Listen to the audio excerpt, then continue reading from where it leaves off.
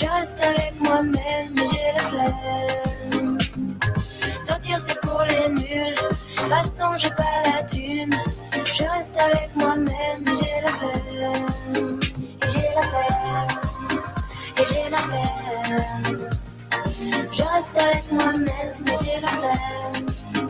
Et j'ai la flemme, et j'ai la flemme. Je reste avec moi-même, mais j'ai la flemme.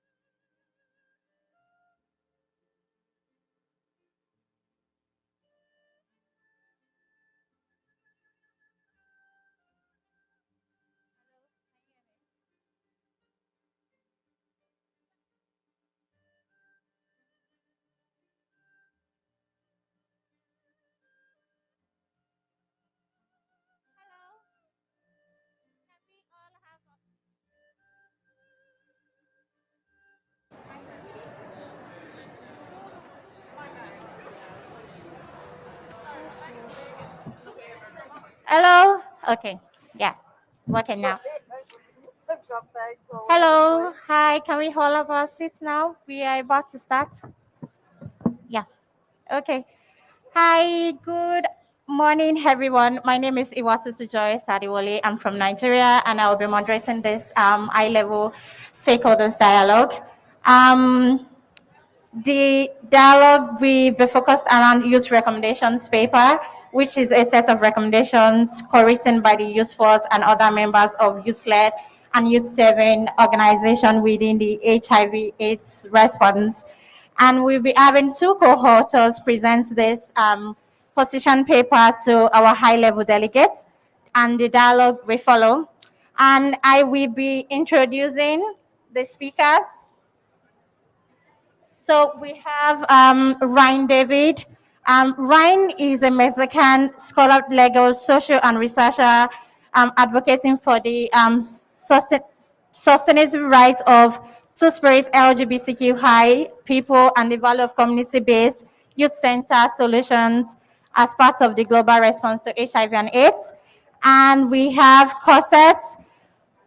Odi is an associate officer, public policy and advocacy at the Elizabeth Gesser Pediatric AIDS Foundation. In her role, she advocates for issues impacting adolescents and youth living with and affected by HIV.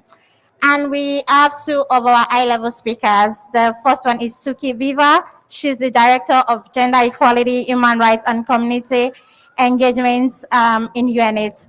And we also have Dr. Shiru Liu. She's the Associate Director at Program Group UNICEF headquartered New York. Thank you so much for coming, and I welcome everybody here. And I will be giving it to our two co-authors to present the recommendations later paper. Yeah, you can have mine. Sorry, thank you. All right. Hello. Okay. All right. Well, thank you, everyone. So we will present the declaration. Do we have? Is the declaration on the screen or no?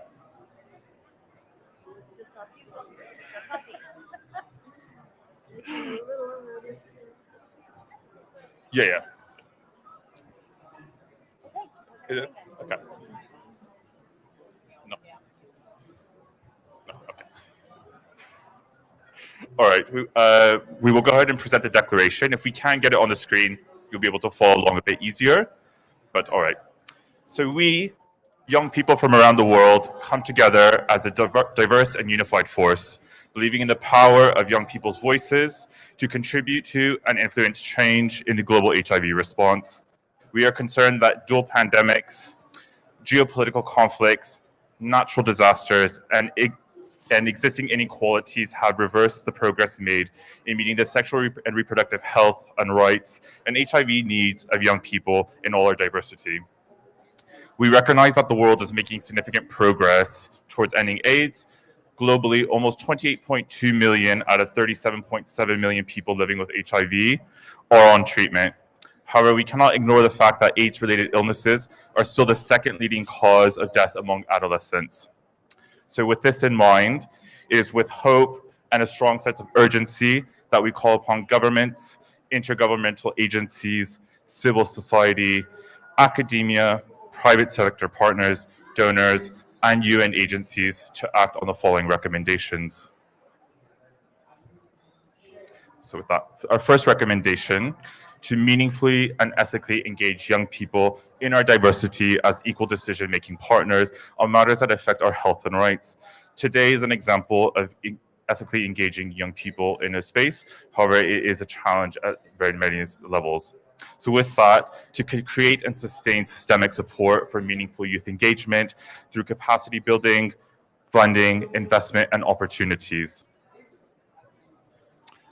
Second, to recognize the needs of adolescent and youth population groups, including key populations, adolescent girls and young women, adolescent boys and young men, adolescent and young trans and gender nonconforming individuals, pregnant and young mothers, adolescents and youth with disabilities, young internally displaced individuals, and those in and out of school. amongst other groups, to ensure that investment, programs, and resources address and are responsive to their unique needs. Third, adopt anti-discrimination laws and policies and implement existing policies to protect young people from stigma and discrimination based on HIV status, race and ethnicity, sexual activity, sexual orientation, gender identity and expression, and sex characteristics.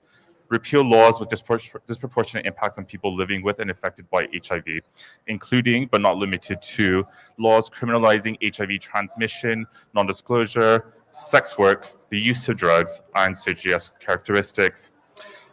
With this in mind, keep in mind that 70 countries around the world today still have jurisdictions that criminalize private, consensual, same-sex sexual activity, with a large portion of these being legacies of colonial-era legal frameworks. Laws such as age of consent laws, which bar access to comprehensive sexual health services, and migration policies that discriminate based on HIV status among migrants, refugees, and non-citizens. And fourth, we recognize and invest and integrate psychosocial support and mental health care within the HIV service delivery continuum, and specific resourcing to peer-driven approaches by youth-led and community-based entities. I'll pass it off to my colleague now. Thank you. Our fifth recommendation is to recognize, invest in, and ensure equitable access to existing and new HIV prevention methods to advance young people's autonomy and choice. Under this recommendation, we also note that specific attention is needed towards adolescent girls and young women. We know from the latest UNAIDS data that a new adolescent girl and young woman is infected with HIV every 2 minutes, which is about 5 new infections since we started this panel. We also recommend integrating and scaling up provision of PrEP approaches attuned to the needs of various young populations, making sure we're fostering gender inclusivity through engagement and allyship, as well as ensuring access to comprehensive sexuality education. Our sixth recommendation is to expand information that is accessible for all adolescents and youth on undetectable equals untransmittable, or U equals U. We also recommend that we are ensuring that youth-led and youth-serving organizations are resourced in order to conduct outreach to their peer populations in order to reduce stigma and improve the quality of life for young people living with HIV, as well as those who are HIV negative but affected by HIV. The next recommendation is to commit to enabling environments and systems to facilitate partnerships with youth-led and youth-serving organizations in order to end all inequities through a human rights approach. As we've heard over and over since this conference began, there's no ending AIDS without ending inequity. And it's really important that we double down that to make sure that we are really tackling the underlying factors. The eighth recommendation is to ensure robust preparedness and innovation in all current and future pandemics and emergencies to proactively address any service disruptions and ensure ongoing access, availability, affordability, and distribution of all essential services, resources, and treatment for adolescents and youth populations. We know that HIV is not a pandemic of the past, it's a pandemic of now, and we must ensure that the lessons learned from HIV are applied to other current pandemics, such as tuberculosis and COVID-19, and the pandemics that we know will emerge in the future. And then our final recommendation is to ensure access to technology for young people to help reduce the digital divide and ensure that we are adapting, integrating, and prioritizing digital health into existing health systems. These recommendations that we've presented here today can only be achieved if there is increased political commitment, sustainable investments, and support to really expand shrinking civic spaces to protect advocates, human rights defenders, and civil society at large. Thank you. And now I believe I will transition to you, Chewe and Suki, to respond to our declaration.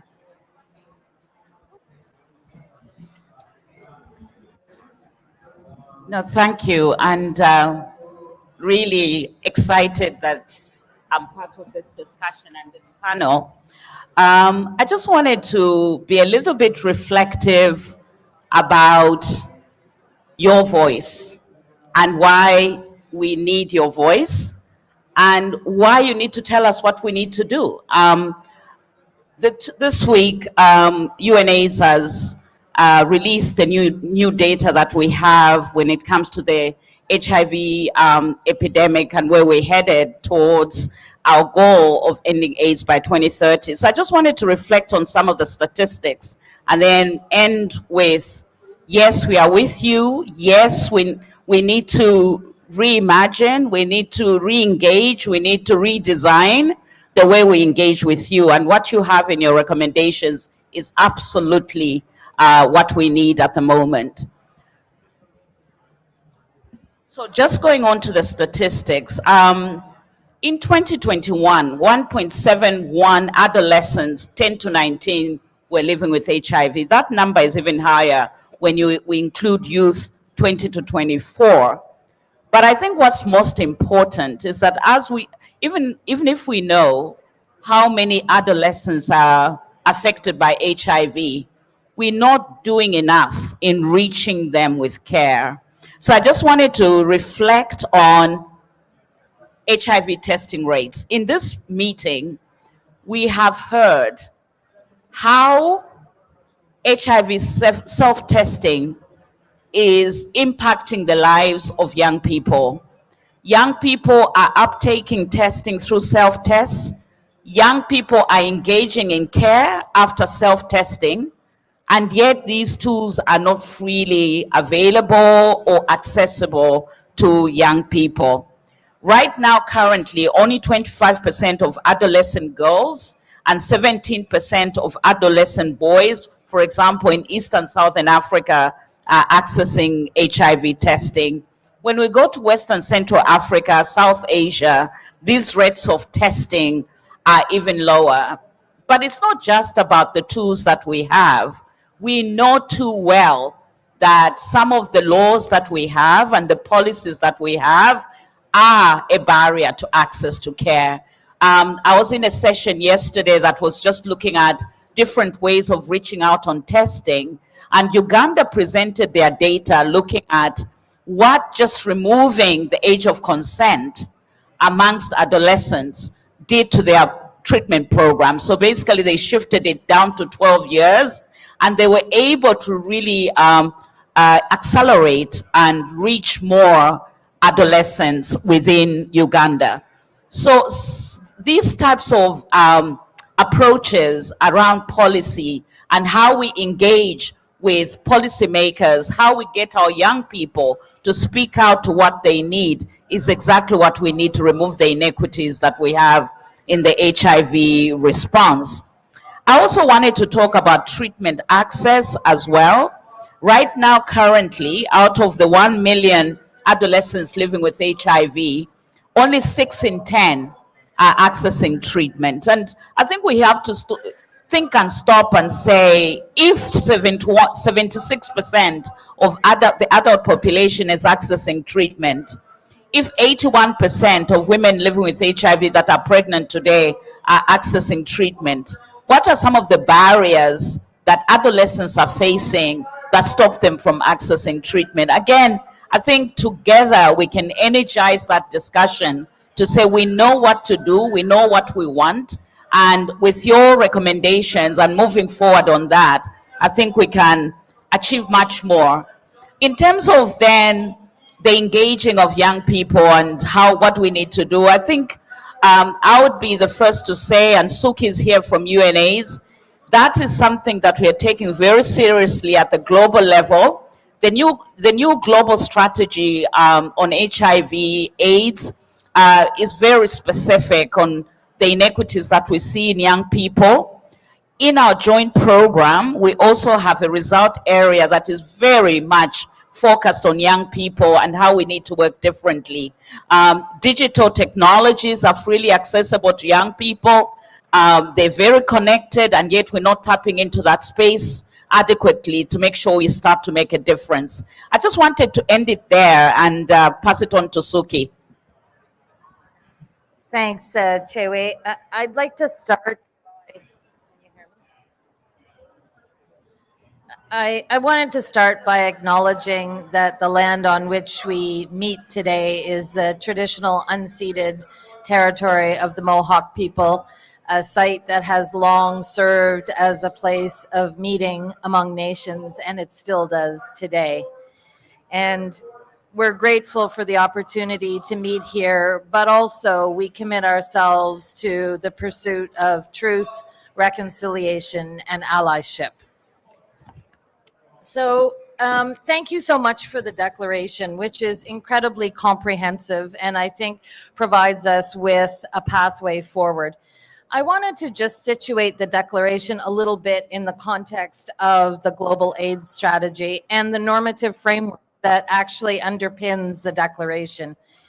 And thank you so much for being here today and for inviting me to be part of this. UNAIDS is incredibly committed to, we know we have to do much more, but incredibly committed to working with young people and supporting your full participation. Because as we know, it's a right to participate and influence decisions about your health and well-being. And, this, as you know, is entrenched both in, the International Covenant on Civil and Political Rights, as well as in the Convention on the Rights of the Child. So it's great to see all of you here asserting your rights. And we also know that participation is a lot more than voice. Voice is important, of course, but it's also about being informed, about being engaged, and being able to influence the decisions that affect your lives. And the Global AIDS Strategy really recognizes this and calls on all stakeholders to scale up youth engagement and leadership as a critical part of the global AIDS response. Chewe just, referred to some of the really shocking and very, very worrisome data that is in the report that we launched on Wednesday of this week, In Danger. But what we also know is there is not yet enough disaggregated data on youth. And what's really missing is the intersectional data, because of course we know that people don't live their lives in silos. Youth have many identities, and all of these impact on the ways in which you are able to engage or not in decision making and to access services. The Global AIDS report shows that only half of countries reported that young people, aged 15 to 24, participated in developing national policies, guidelines, and the strategies related to your health. That is way, way, way too low. We should be at 100%, and that's what we need to work towards together. And I just want to, really salute and congratulate the data, the youth-generated data that's coming from the Uproot scorecards, being led by the PACT and Y Plus Global, which are also, of course, reflecting that youth participation and decision-making is still really uneven. And that data that's required and all the international commitments, we really need to do more to hold duty bearers to account and realize and fully, implement the global consensus statement on May. I just wanted to talk for just a couple minutes about criminalization and discrimination, because as I'm sure you all can attest to, these are significant barriers, for young people in all your diversity. And that's why the achievement of the 10-10-10 targets that are in the new Global AIDS Strategy, the societal enablers, are really important for the health and well-being and rights of adolescents and young people. I have much more that I could say, but I actually think it's more important to hear from all of you. So maybe I'll stop here at the moment. And again, thank you for inviting me.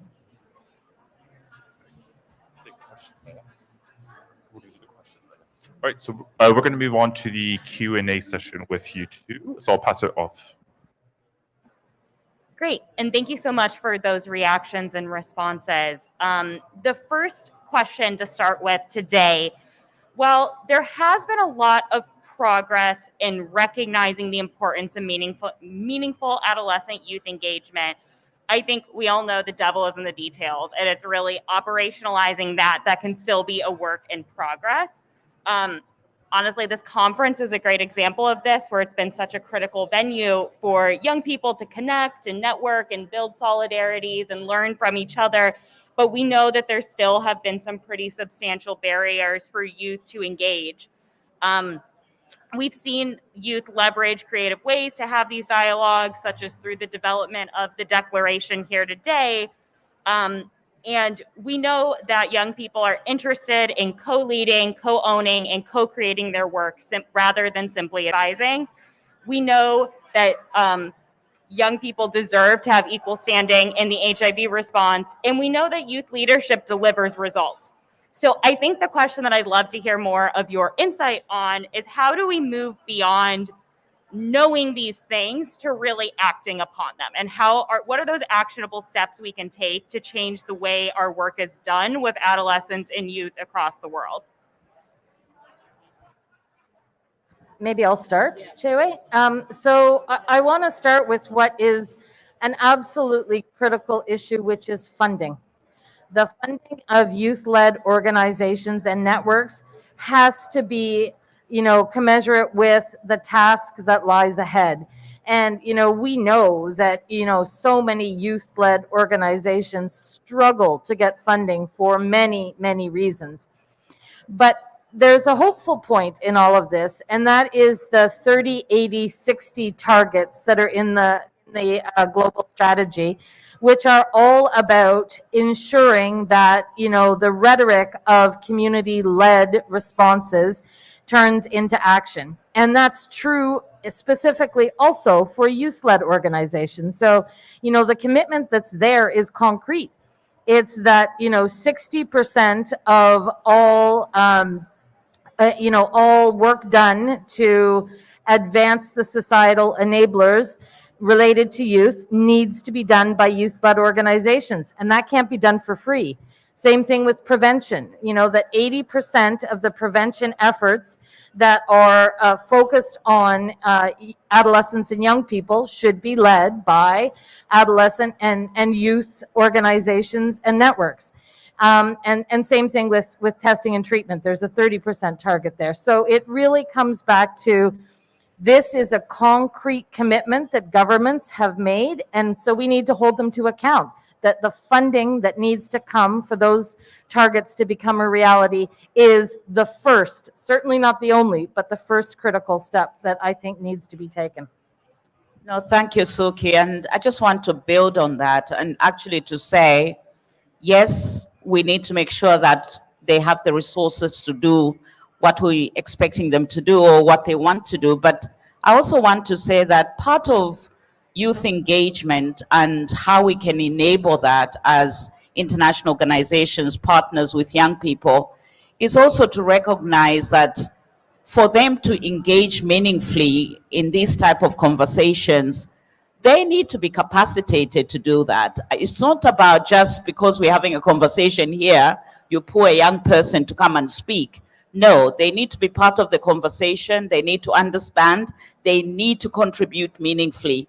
So investment in their capacity development is also critical. Suki and I are involved in a program that is in Eastern and Southern Africa, West and Central Africa, that is looking at how we can mobilize around secondary school education in girls as a strategy for reducing the risk and vulnerability for HIV, and looking at all the determinants around why girls drop out of school. And within that program, we have created a nerve center of champions of young girls across Africa. And what they're crying out loud to is, we need capacity. Don't just bring us to these big meetings and expect us to engage.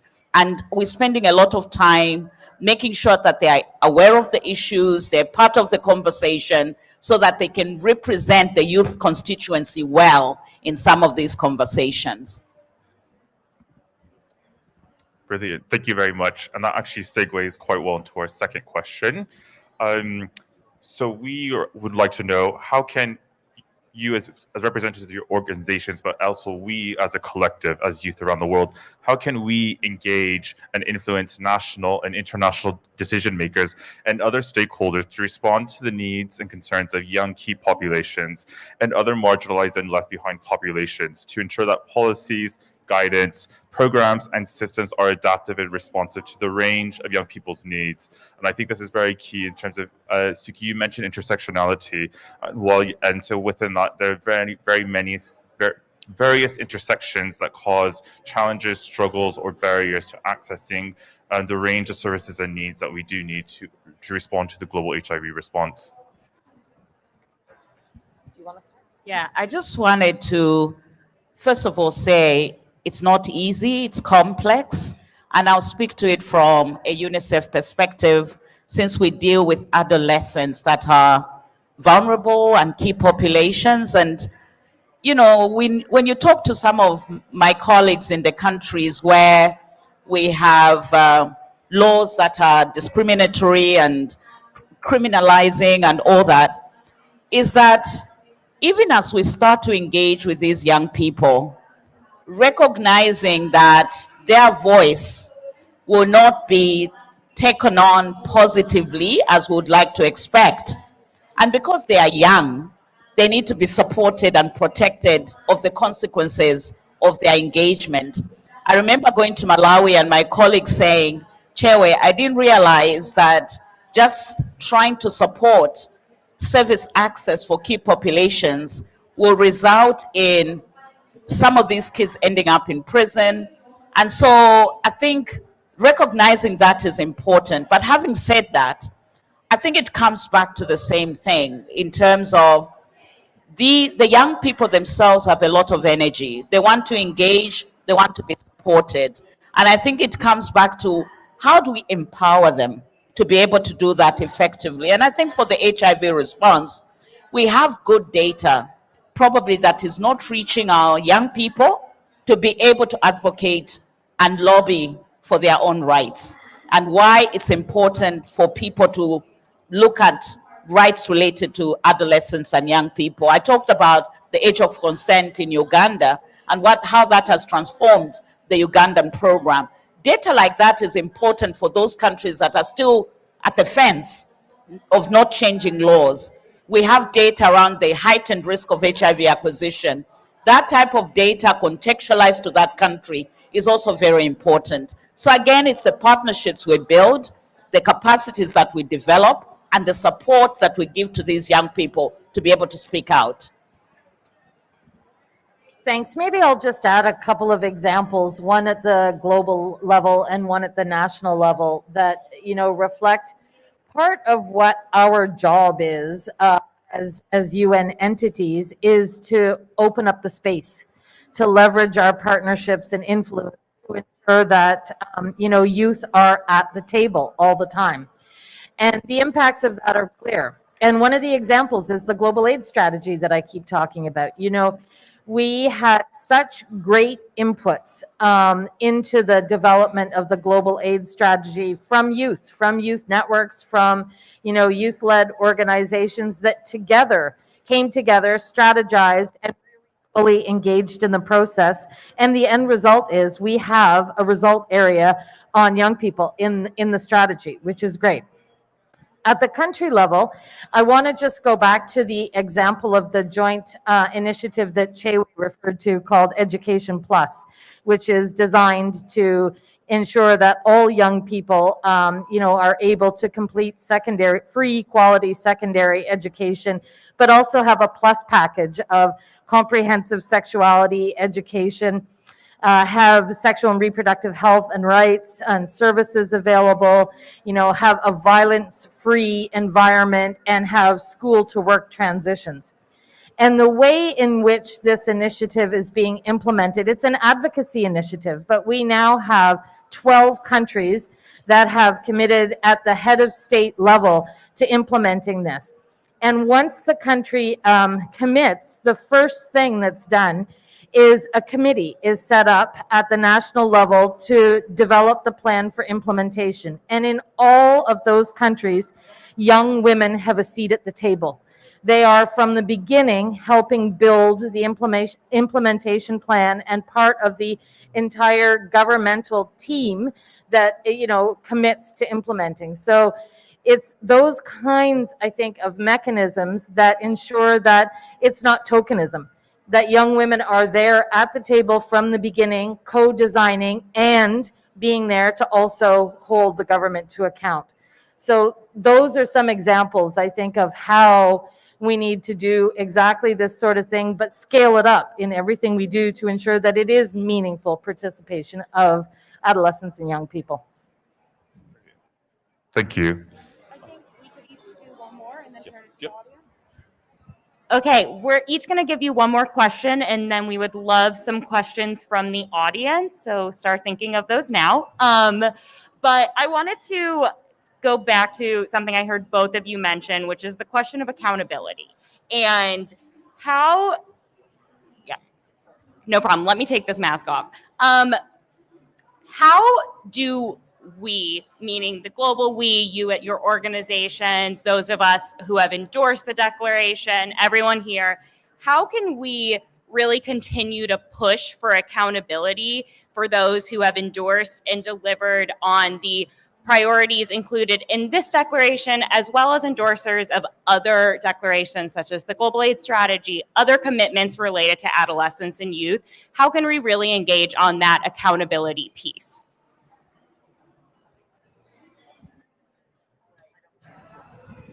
Yeah. We do, I'm just thinking about our governance structure at the global level and what this means to us. And in this particular instance, I'm talking about the Joint Program on AIDS, UNAIDS, and its 11 co-sponsors. As I mentioned, young people is one of our key result areas within that. And at the center of that particular result area, apart from UNAIDS Secretariat, is UNICEF, UNFPA, and UNESCO. So in terms of the dissemination and building of the coalitions that we need around this, I think we will be looking at these recommendations and to see, first of all, how we can help disseminate what has happened here. But secondly, in our coordination mechanisms in the spaces where we work, we would make sure that this declaration becomes central to our coordination mechanisms and the priorities that we set for ourselves, but also in informing what we do with all of you, not just at the global level, but at the regional level and the country level. So I think with us being here and being part of this conversation, I can see myself leading that charge with the other co-sponsors and saying, what are we going to do? What are the mechanisms that we have in place where we need to endorse, to embed this? And how do we help support some of the actions that will come out of this? So I think stay tuned and reach out to us as well. Let's have a conversation about follow-up actions, and then let's see what we can do together. The only thing I'll add to what Chewe just said, which I fully agree with, is, be loud. Advocacy is really important, and speaking truth to power when we're not doing what we commit to do, when countries are not doing what they commit to do, truth has to be spoken to power. And so I would just encourage, to keep the advocacy going and to, tell us when we're not doing what we committed to do, when we're not doing what we need to do, speak that truth to us too. Thank you. And I think on that, similarly, we at the Youth Force, we're very thrilled that we presented this youth declaration here today. However, I think, as you've mentioned, there's a disconnect with these multilateral spaces and then what's happening at the national levels. Discussions from stakeholders at these spaces tend to be quite positive and encouraging. However, moments later, we see retractions on policies and legislation that are attacking or criminalizing disparate groups within youth and just population groups at large. So how do you think we can continue to push accountability, but more than accountability, how can we really call on our national and international stakeholders when they aren't doing what they're supposed to be doing, when they are discriminating, or when they're not engaging in policies that they're signed up to or subscribed to? And how can we ensure that these priorities, that we can call on these priorities from these stakeholders? So what gives me energy at this conference is that we have more young people speaking out at this conference. I'm very excited. I mean, I've been doing HIV work for the last 20 years. To see young people that were born with HIV speaking out at this conference is very encouraging.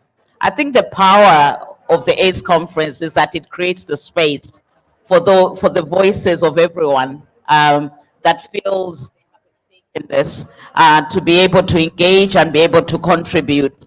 So I think when we talk about accountability, it's in both ways. We know there are young people out there that are doing amazing work. They may not be at this conference, but they are doing amazing work.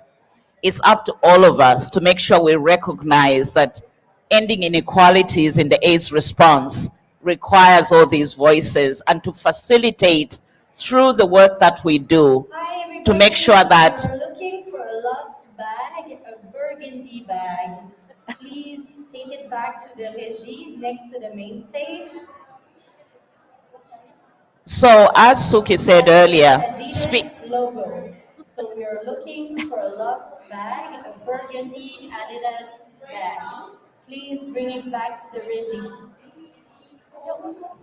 So I just wanted to say, as Suki said, just hold us accountable to this. Speak out, reach out to our offices, make sure that we are engaging with you. I know that a few years ago, I did bring my executive director of UNAIDS, of UNICEF here, at a conference like this, and she engaged with young people. And one of the things they challenged her on, which she took on, was that we don't even know where your offices are in the country offices. Your rep has never spoken to us. They said that. And I think that's important. You just need to call out when you see us not responding to what you want us to do. I don't think I have. No worries. Thank you very much. Thank you. And that is, yes, I think we all have to keep on pushing, even when there are no responses, to keep on going. I think now it's the Q&A from the audience.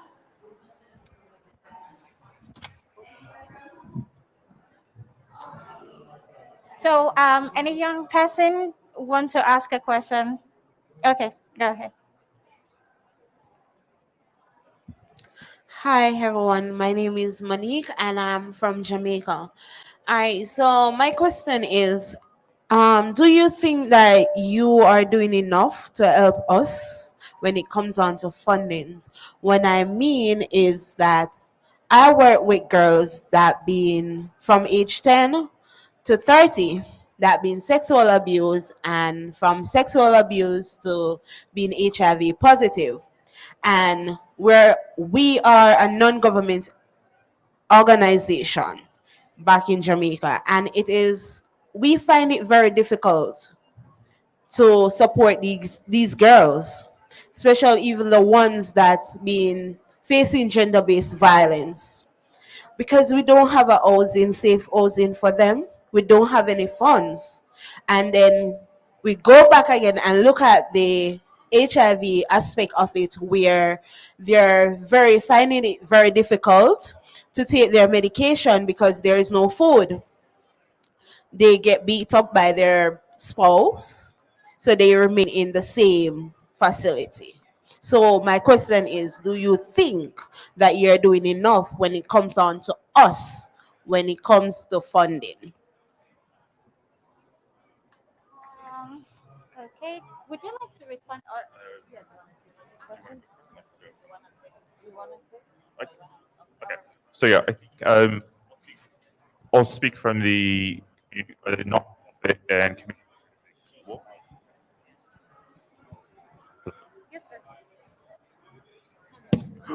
Sorry. So yes, I'll speak from the nonprofit and community level organizations. So yes, as the Youth Coalition for Sexual and Reproductive Rights, we have also faced these challenges, and that's with the privilege of being a Canadian-based organization. And at the community level, I volunteered with AIDS Community Care Montreal and Maison Plein Cœur. And even here in Canada, there's been cuts to funding. So as you mentioned, when there are cuts to funding, it really does have a disparate impact on the service users, and that there's actual danger in terms of the future longevity of them uptaking their health and things. So I think I don't think we're doing enough. I mean, clearly we are continually asking for funding, and unfortunately, in a lot of countries, especially in the Western world, the global North, there's a retraction from the global HIV response and funding to the global HIV response, which is extremely concerning. It's kind of as if PrEP has been the solution and panacea for everything. But that isn't the case. That is obviously a big move forward. However, the funding can't just be cut off like that. And because we do see the disparate impact, as you said, there's just really damaging and very exacerbating consequences when that does occur. So no, the answer is no, we're not doing enough. That's clear. And we need to do much more. A couple of bright spots though. The UNAIDS Executive Director, Winnie Byanyima, really has adolescent girls and young women as one of her key priorities. And that, I think, you're starting to see a difference that makes. It's one of the key issues that's prioritized in our joint program, as well as, a range of the co-sponsors have very specific and targeted and, priorities on young people, but we're absolutely not doing enough. And I would say that the executive director will be speaking, in the networking zone. And I encourage you to do exactly what Chewe was talking about. Put your issues to her. And when she makes a commitment, we will then be tasked, all of us, with following up. So I encourage you to do that.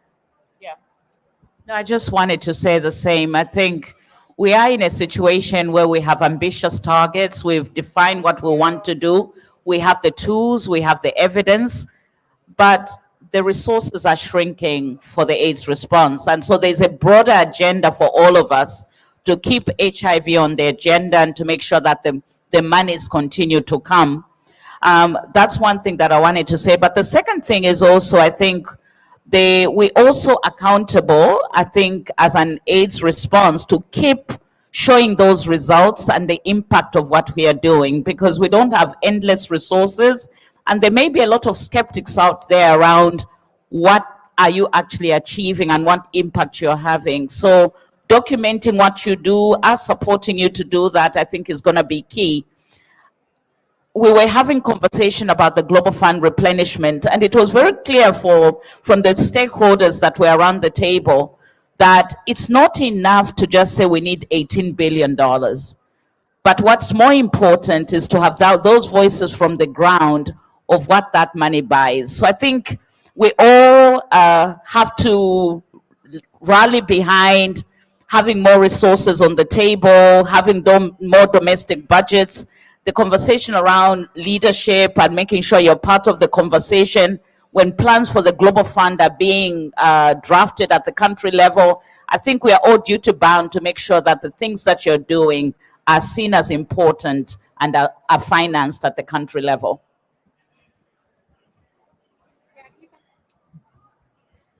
Hi, I have a question. Molly here from the PACT. So my question is more about asking about the visa problem. We hear about a lot of young people. Much better now? Could you speak up? It's much better now. Can you hear me now? Okay, thank you. So I will present again. My name is Molly from the PACT. So my question is directly about a visa problem, because as you hear, a lot of young people can be not here for the visa issue. So what you gonna to do to avoid that this happen again on the next AIDS conference? Because we want to guarantee that more young people can be be here. And other thing is to guarantee that I hear that more when we apply to the visa, ask a question about the TB. So a lot of young people living with HIV felt exposed when they answered that question. So what you gonna to do to avoid first, expose the people mainly about the serologic condition, and then to avoid that this problem that we have today with the visa problem cannot repeat again on the next conference. Thank you.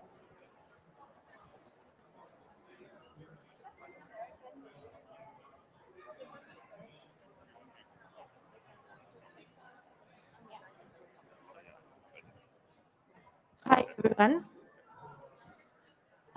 Tap Puti from.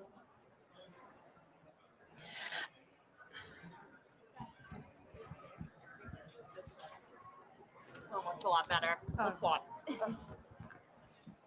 It's Tatom Puti from South Africa. I think I just want to find out or ask around Education Plus. It sounds like a solid program and plan, but my thing is around how inclusive is it, number one. Number two, in South Africa, we do know that not every young woman and girl with a disability has access to proper education. We do know that, they are on waiting lists, to get basic education for a very long time until such an age where they are not even allowed to be in schools. So how do we ensure that young women and girls with disabilities who also fall within the margins get to benefit from processes and programs such as Education Plus?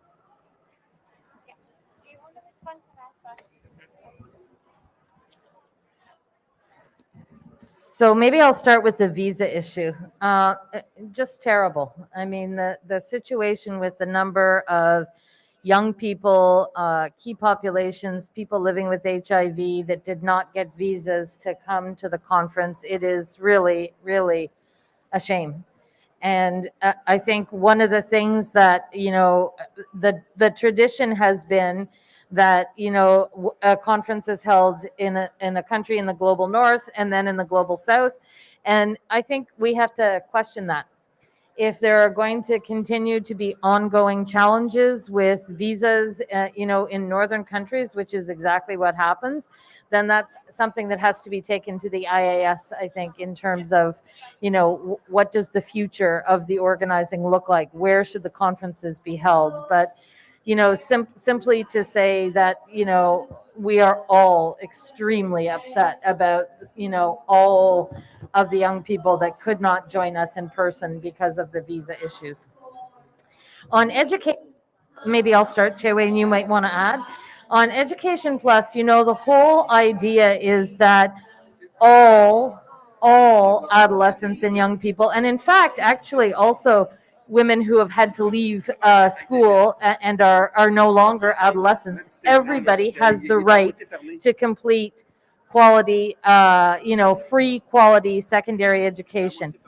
And what the inequalities framework that the Global AIDS Strategy is framed around tells us is that where you need to start is with those that are most left behind.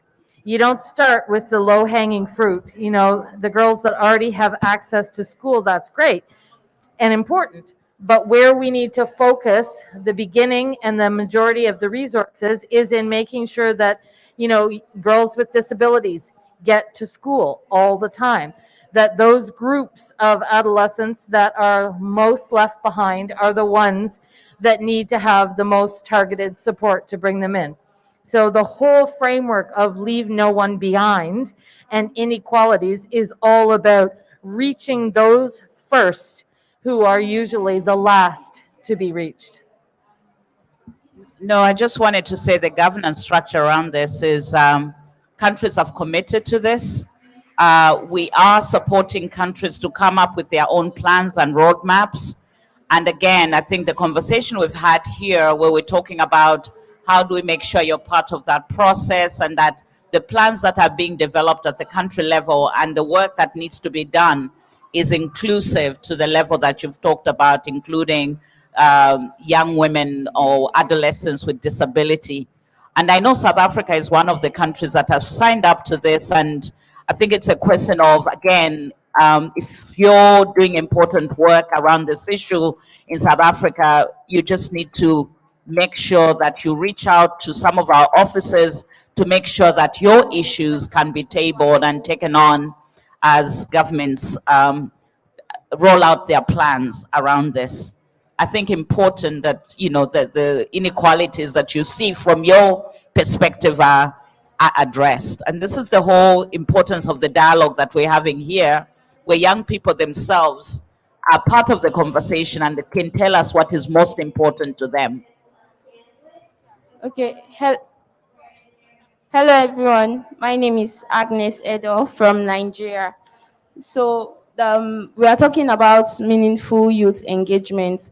My question now is, how have you been? What have you been doing to ensure that young persons in communities, in all diversities, key population, people with disabilities have been meaningfully engaged? Because when we're talking about HIV, some persons in the community do not know. They just know, okay, I'm taking drugs and I have to adhere, but they don't know other things that relates to HIV. So what have you been doing to ensure that these persons know what it's all about and they are carried along, not we come in and seeing same set, or should I say category of persons, but ensuring that other young persons have access to such programs? Thank you. Yeah, I'm privileged within UNICEF that I review a lot of the reports that come from our country offices.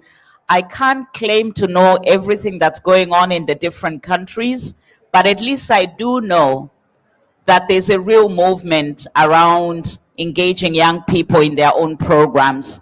I'm a pediatrician by training, and I've always known that over a long time we've been trying to talk about youth-friendly services, and that might mean different things in different countries, because for marginalized populations, just having a youth center in a hospital may not be enough. But I can tell you that even in this conference, there are a lot of models of care that are supported by young people themselves that have been presented. And UNICEF is supporting a lot of these peer support programs across many countries, but maybe not in the place where you live. But I know that this is a priority for us. The other thing that I think is critical as we think about engaging youth is to think about modalities by which we can reach more young people. And again, in UNICEF, we have a program called You Report that actually connects young people on the SMS platform to be able to talk about this, talk about your experiences, and talk about what you want to see in the programs that are responsive to your needs. And so we have that.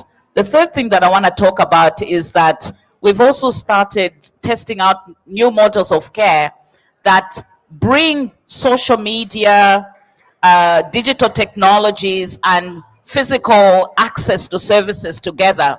So online, offline type of support. And what we're finding in countries like China is that it's very useful to have that combined, because one, you can reach more young people with information of where to access what and what experiences they expect. But young people themselves can also tell us. But the other thing is that for some of the services, you don't need to see a physical person to be able to access that support that you need. We need to do more, obviously, but I think the growing evidence around what's working is very important for us to get that funding to roll out some of these programs. Thank you very. Okay, thank you very much, Dr. Leo and Suki. And I mean, we are so excited that you are here, and we look forward to meaningful youth engagement. We look forward to accountability, and we look forward to funding youth-led organization and initiative. And we also look forward to the Youth First Declaration being implemented in your programs at UNAIDS and at UNICEF. Thank you very much for your presence, and the session is over.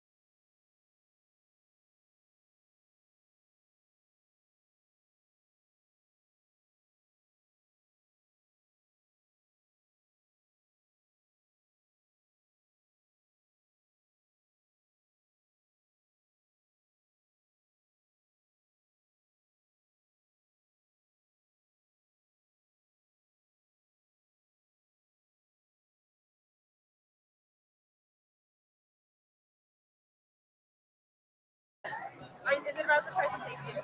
Yeah. We're not going to present. It's because it doesn't make sense in the way they're talking anymore. Who's going to use this presentation? Nah, yeah. No.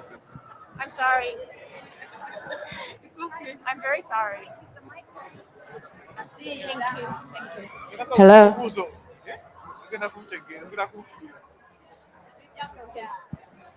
Viva young people! Viva young people! When I say viva young people, you say viva. We are young people. Viva young people! Viva! Viva young people! Viva young people! Wow. Having in a country where HIV prevalence among young people 15 to 25 is at 1.8, it's a pleasure for me to moderate this session.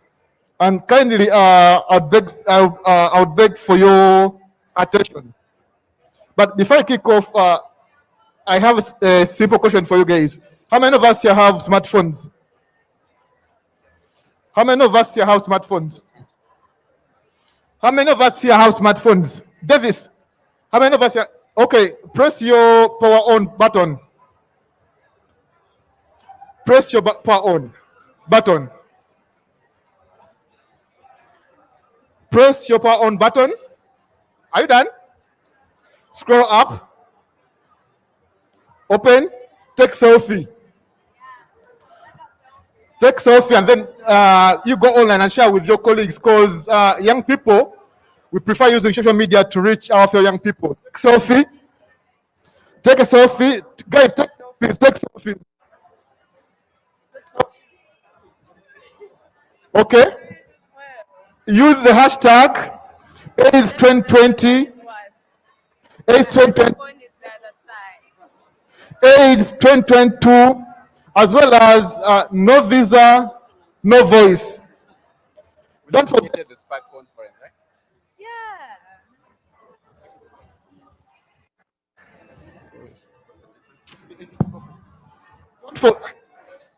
don't forget to tag AIDS Youth Force. Use the hashtag AIDS 2022 and no visa, no voice, and tag AIDS Youth Force. Now let me jump into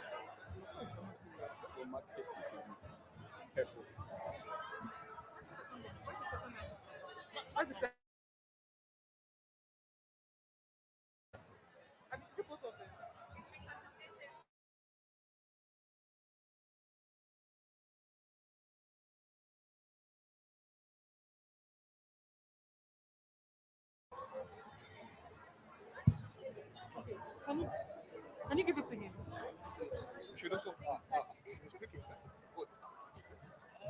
When speaking, you order.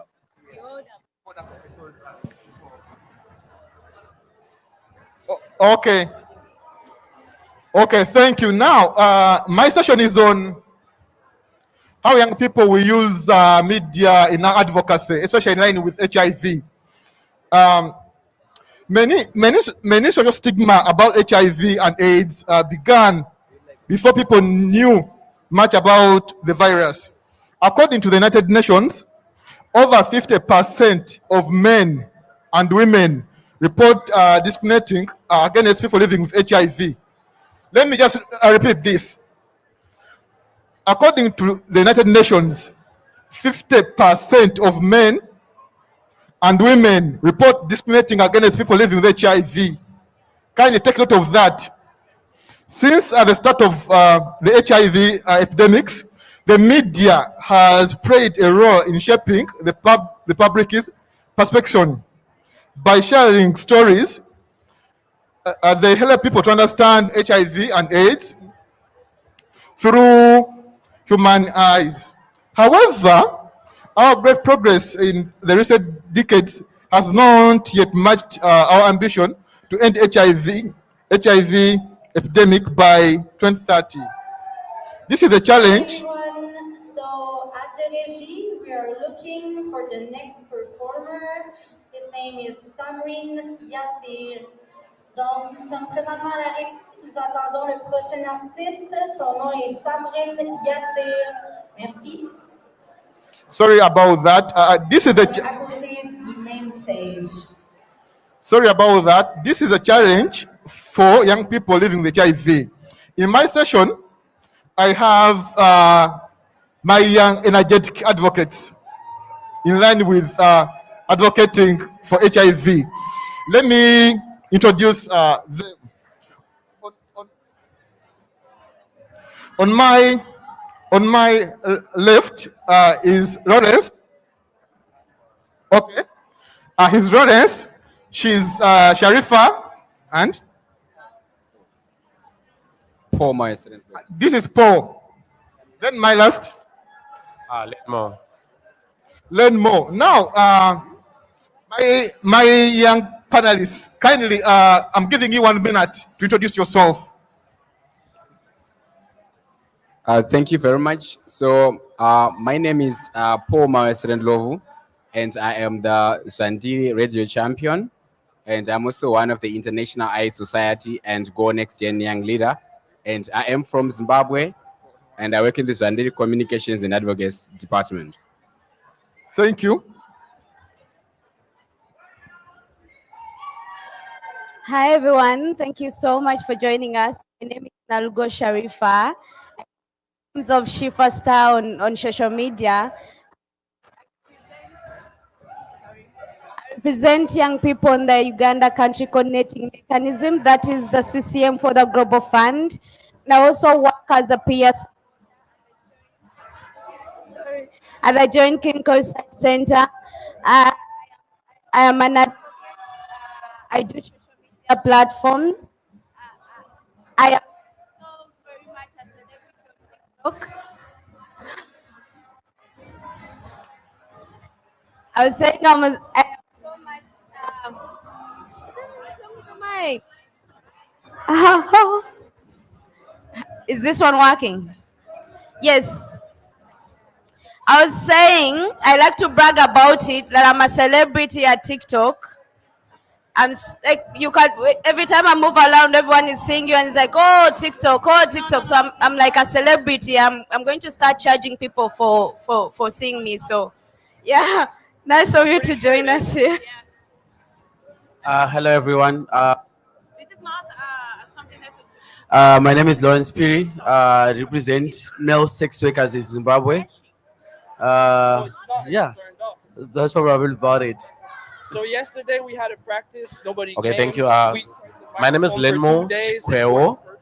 I'm the project director for Youth Gate Zimbabwe Trusts, and we represent young key populations in Zimbabwe. Thank you.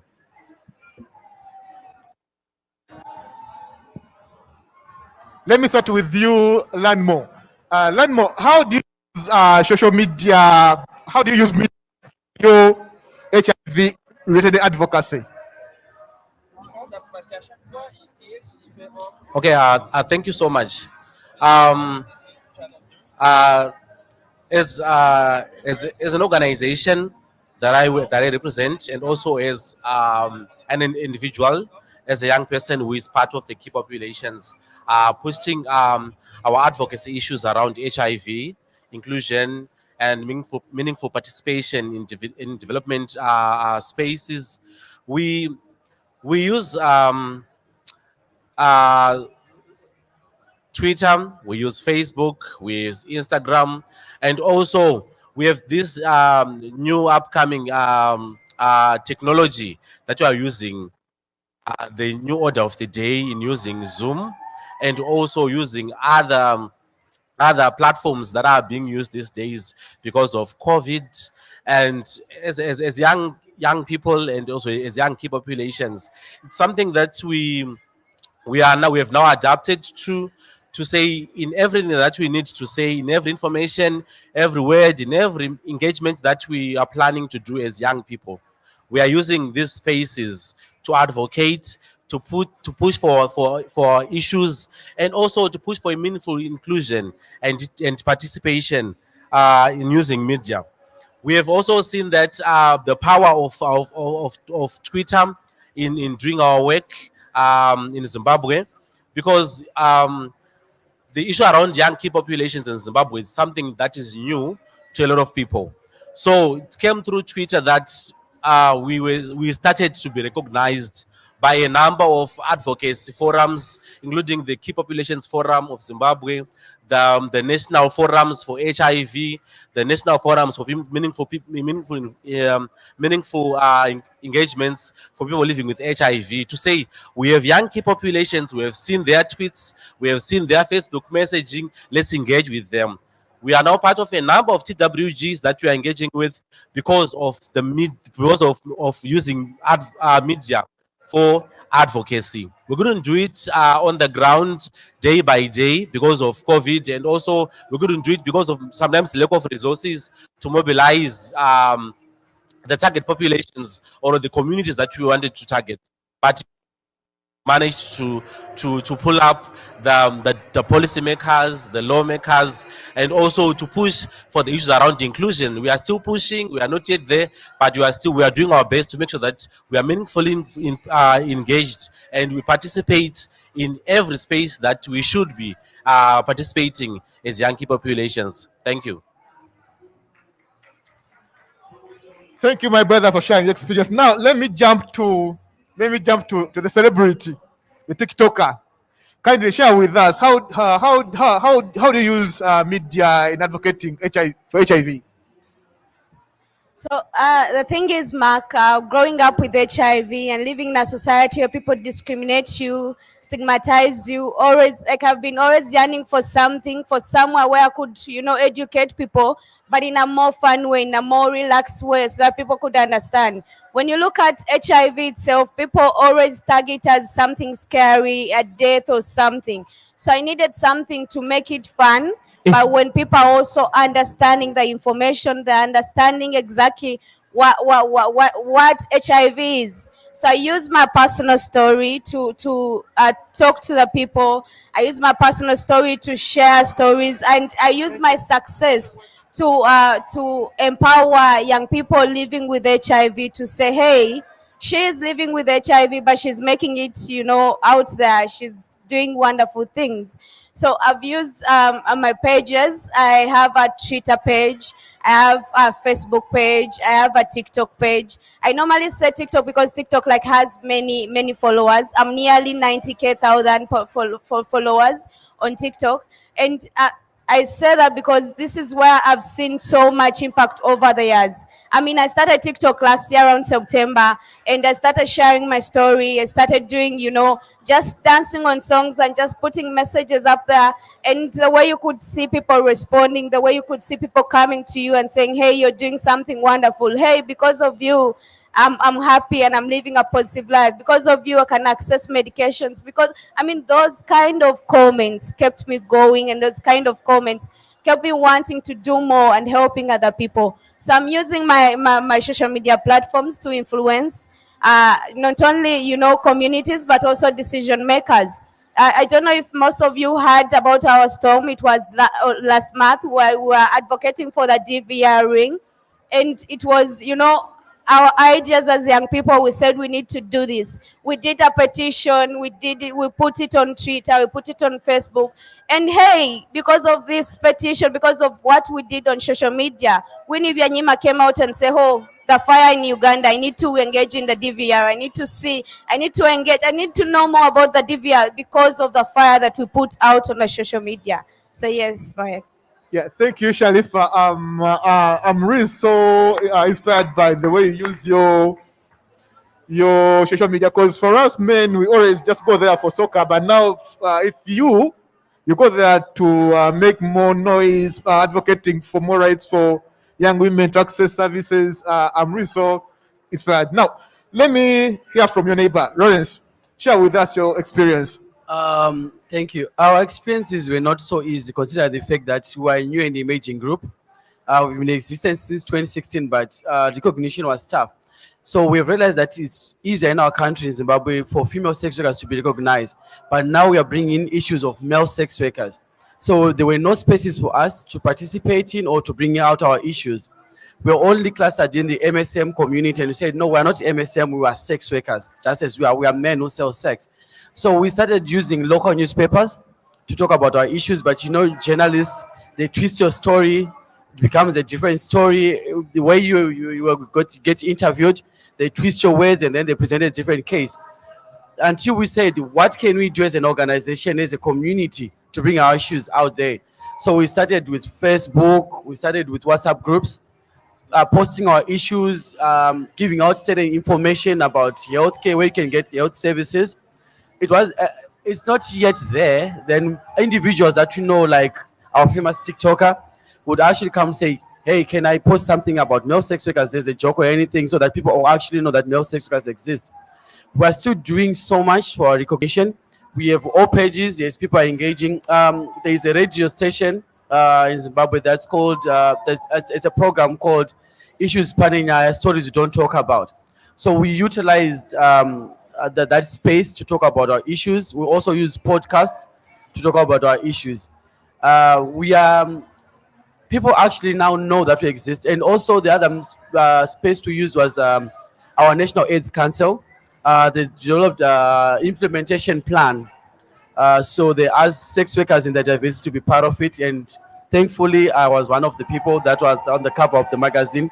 So the government now actually acknowledges and know that no sex workers exist. So that's the measures that we have taken so far. Well, thank you. Lawrence. Now I get to learn that when you use social media, you can make meaningful impact. Now, let me go to my neighbor, Paul. Is social media really significant in addressing issues of HIV, according to you? Thank you very much. Yes, of course. Social media is very powerful. Like, for example, the internet, the social media, and various digital platforms have actually become a playground for young people that we need to utilize in engaging with young people and in advocating for adolescent health rights and services. And to share my experiences on how actually we are using media to advocate for adolescent health. So that from Zandiri and other young people from Zandiri, we launched the Zandiri Radio Show. And this Zandiri Radio Show is a first of its kind radio show that is hosted and led by young people themselves. From the producer, we have the presenters, and we have the young reporters. And this is a national program. So we identify various community and youth challenges that are being faced by young people living with HIV, and we turn these challenges into topics. So we identify the various service providers, policymakers, and we also identify community leaders and other religious leaders who can come together with young people and have dialogue to influence change. For example, we once did a radio show about life in schools, about young people living with HIV. It's not easy to be learning in a boarding school, actually, while you are living with HIV.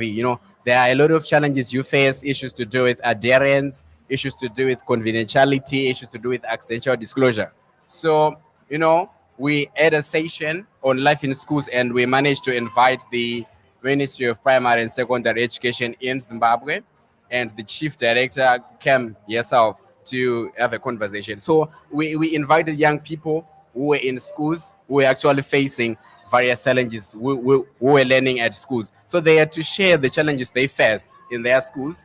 And after that, the chief director had to come up with measures they can put in place in order to address issues to do with adherence and accidental disclosure and other challenges young people are facing in school.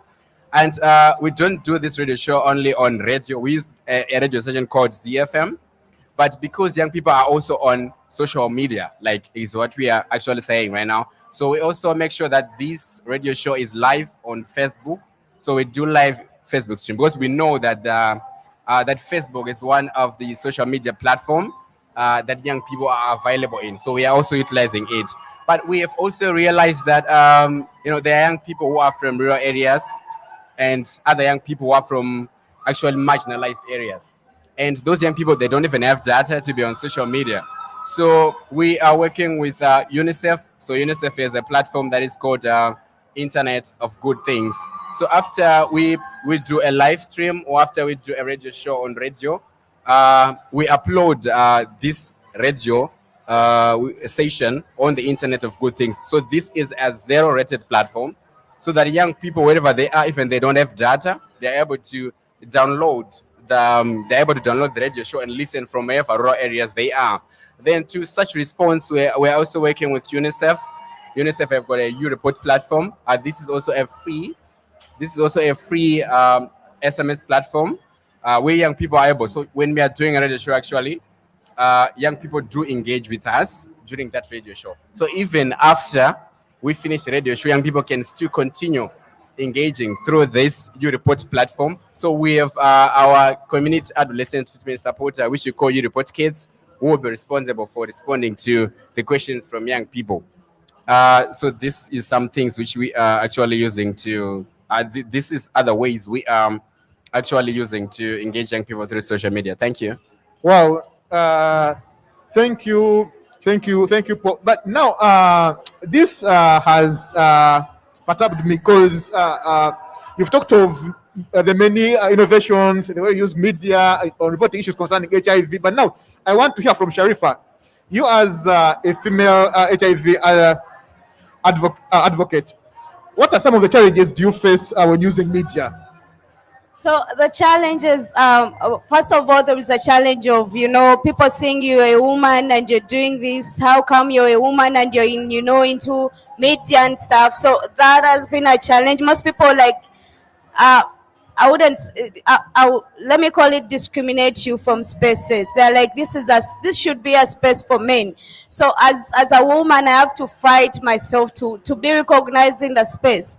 When you look at TikTok or when you look at Facebook, there are women who are doing advocacy there, but they are not recognized for their effort because they are just women. I mean, they're like, a woman is not supposed to do that. You're supposed to do other stuff. So one of the reasons is undermining the power of women on media.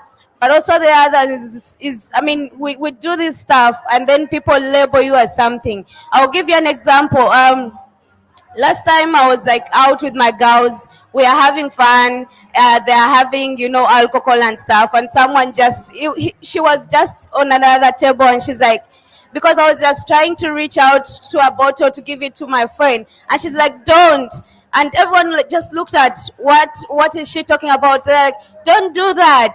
I'm like, what do you mean? I mean, do you want me to say it because of your HIV? You're not supposed to take alcohol. You're not supposed to do that. So she was saying it out loud in public and everyone was just looking at me like, okay, everyone labeled me from there like as HIV. And this is, I mean, it doesn't affect me, but it affects the society. I mean, it affects my gang, my friends. Some of them were like, oh, Sharif, I'm not hanging out with you anymore because of this. I mean, people just see you and they start saying HIV, and we are in the society because stigma is still there. However much I'm out there, saying we need to change this, but stigma is still there.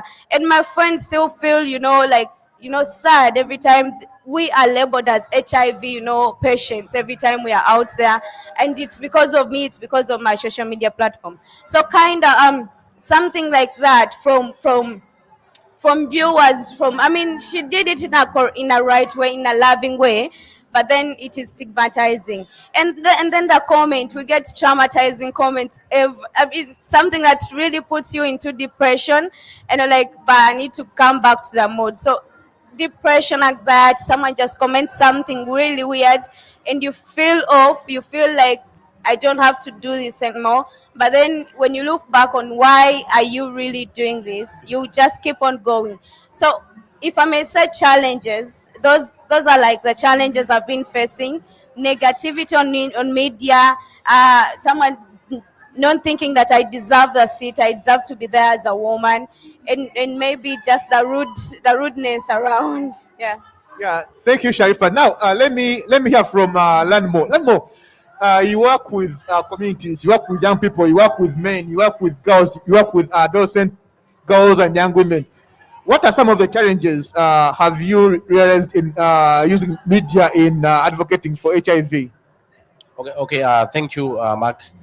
I think that the first challenge is that the communities that I represent are criminalized, because when you talk of key populations or young key populations in my country, we are criminalized, and We are allowed to operate, yes, in terms of in a jurisdiction to say you operate within the lines of health, not anything else, right? So the first thing that comes with it is stigma from the communities, is discrimination, from even self-stigma from us, the communities ourselves. We sometimes feel that to say, how can I go out loud on media speaking about my issues and the challenges that I'm facing as a young person who might be maybe identifying as a young man who have sex with men, or a young transgender person, or a young sex worker, or a young person who use drugs.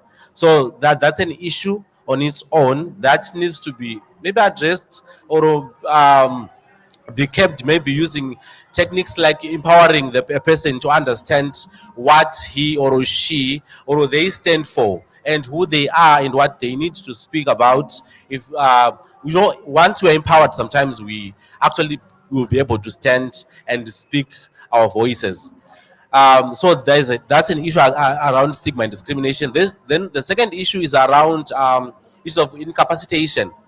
Sometimes as an organization working with young populations, and or as an individual who's representing communities, it's not easy sometimes to get data to tweet our issues. There are emergency issues that need to be put on social media, or that needs to be called on social media. But sometimes it's not easy for our communities to easily get resources to be on social media almost every day. Remember, when you want to use media for advocates, the first thing that you need a gadget, you need data. So for a few who are empowered enough, they have the resources, but the community is big and our communities are incapacitated. The resources are not there because maybe sometimes the issues around donor funding, to say the donor funding is limited, especially in our countries. You see that young key populations, they are underfunded in our community, in our countries. So at the end of the day, we resort to a few who can manage to go and tweet, to go and do TikTok, to go and do Facebook. So that's actually an issue and a challenge also that is also there. Then also the issues around fear and harassment. Sometimes we have a few young people who open up to say, as a young person who is a trans woman or a trans man living with HIV, I want to go out loud, out publicly on media and talk about my issues in my personal life and everything. But you will see that at the end of the day, the person will be harassed. The person will be taken as, in our country, they call the people, if you say you're part of the key populations, you are called a pig in our country and you don't exist. So our communities are not empowered. Even if we as young people, we go out there to say we exist and these are the challenges that we are facing. We need to be included. We also need our issues to be heard. But that's a challenge as well that we are also facing in using media for advocacy. Then also sometimes you see that most of the young key populations that we work with, they come from different backgrounds, and at times the other challenge that we've seen that is also rising is rejection by families. Because as young key population, someone comes out on social media, then maybe a video or that message or that TikTok will go around, and at the end of the day, it reaches their family member. And so most of our communities now, they live with friends, they live with allies, because our families, they don't accept key populations. Especially as you're a young person and you come and say, I'm a young person, I'm living with HIV, I'm taking ARVs. That's an issue to a family who say, one, you're a young person, two, you are saying you're an MSM, you're a trans person, three, you are living with HIV. You are rejected. So those are some of the challenges that we are seeing that are growing, especially now in our region, and in the way it's also affecting the work that we do as activists who stand in for young key populations who are also young key populations. Thank you. Yeah, thank you, Landmo. Now, Paul, Lawrence, huh? Lawrence, now, reflecting on what Landmo and Sharifa, based on what they've shared with us, what could be, how best can we manage those solutions? How can we address such challenges when it comes to using media in our HIV advocacy? I think there will always be negativity in everything that people do and find. But we have to keep on pushing and not give up. Because even if you do something wrong, people are going to complain. If you do something right, someone's going to say something. We are a different kind of a community, and on its own, besides the community, even the families we live with actually discriminators. So it's going to be worse outside. We're looking at also peers that we work with. It's also important for us to have allies who are not part of our communities to help push the movement. If I'm a sex worker living with HIV, I have to be friends with her who has a bigger TikTok to talk about issues of male sex workers living with HIV differently, so that we can push differently, so that people can actually hear them. I might say something and the audience might not relate, but she will say it, and then the audience will actually listen better. So I think we need to keep pushing, doing it differently, be innovative and be creative, and not to get tired about what people say. Like what Lenny said, where we come from, we are already working criminals on its own. You are looked at differently just because of your HIV status. You just get into a bar, you're dancing, you see someone you like, I start talking to her. Then someone there will just start cutting their throat to say, that's death over there. You're going to die. So we have to actually protect each other, be brothers keeper, be sisters keeper, to look after each other very well. Because we are in this fight to win. The next generation that is going to come after us, you have to come while you have done all the work, so that they will continue from whatever that you have done and left out. Yeah. Yeah, thank you, Lawrence. Now, Mr. Paul, learning from what Lawrence has shared, what could be your advice when it comes to addressing challenges we face as advocates that use media? Thank you very much for your question. So actually, all right. So actually, of course, some of the young people that we support actually they don't have gadgets, like what Linmo has said. So it's another way that we can try to talk to our young people, so that they can also use the caregivers' phones for us to be able to utilize that space. And of course, data is not easy to get. There are platforms that are zero rated, like the UNICEF platforms, UNICEF You Report, and also the Internet of Good Things that we can actually utilize to reach young people for free.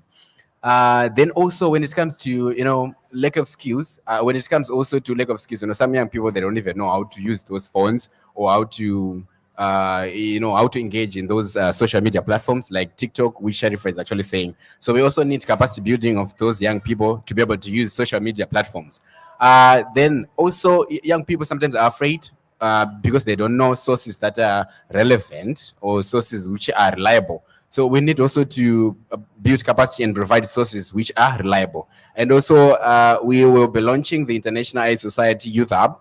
So this is a networking platform that is going to provide young people, of course, with information that they have confidence to reach out. Thank you. Thank you, Mr. Paul. Now, because of time, I'm not giving my audience time to ask questions. But if you have any question, kindly go on social media, type it there, use the hashtag no visa, no voice, and tag in AIDS Youth Force. We shall get back to you. Kindly don't forget, use the hashtag no visa, no voice, tag AIDS Youth Force. We shall get back to you. Now, Sharifa, as you give me your parting shot, let it be your closing remark. Okay, yes, I think the last thing was we need to make donors look at media as something that is empowering. So, because most of the time they say we need to, skill young people, and they are skilling them in things like tailoring, they are skilling them into things of fashion design, bricking, mechanics, and all that. They are putting more money there.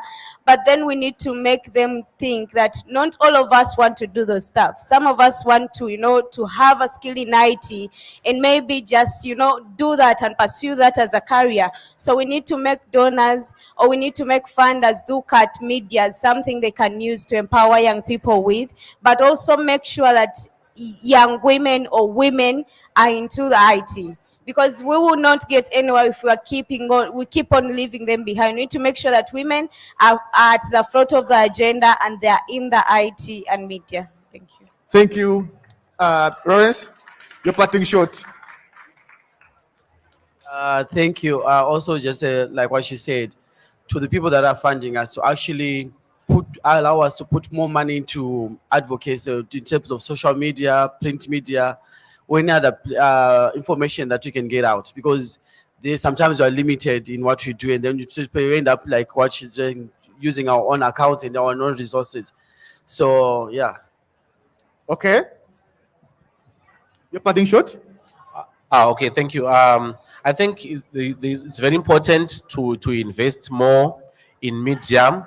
Maybe starting now, going forward, we need to make sure that everyone who supports and works with young people helps these young people all over the world to actually be able to advocate using media, so that our voices can be heard, and also it helps us to amplify our voices if we are supported as well as young people in our diversity. Thank you. Yeah, thank you, Mr. Landmore. Now, Paul, what could be your parting shot? Your conclusion? Sorry. What could be your conclusion? All right. A conclusion. Yeah. All right. Yeah, of course, I just want to support these. Of course, we need resources. Advocacy is not easy without resources. And also, maybe to someone who is out there listening, maybe someone who wants to actually start advocacy as well. There are some of the things that you need to know. Actually, you need information. You need capacity building. You need networking. You need a mentor. These are some of the things which you need. And also, you need to read, right? You need to research. Yeah. And of course, then you can start advocacy. Yeah, thank you so much, my audience. Kindly join me to appreciate my panelists.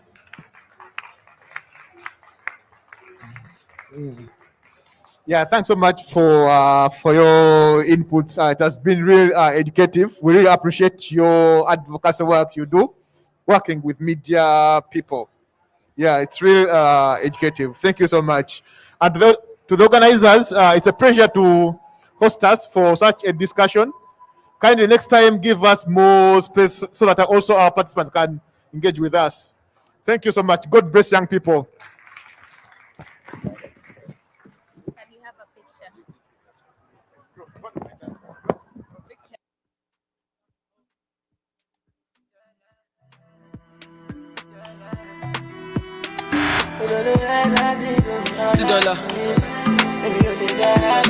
It's rapid, the sound figure.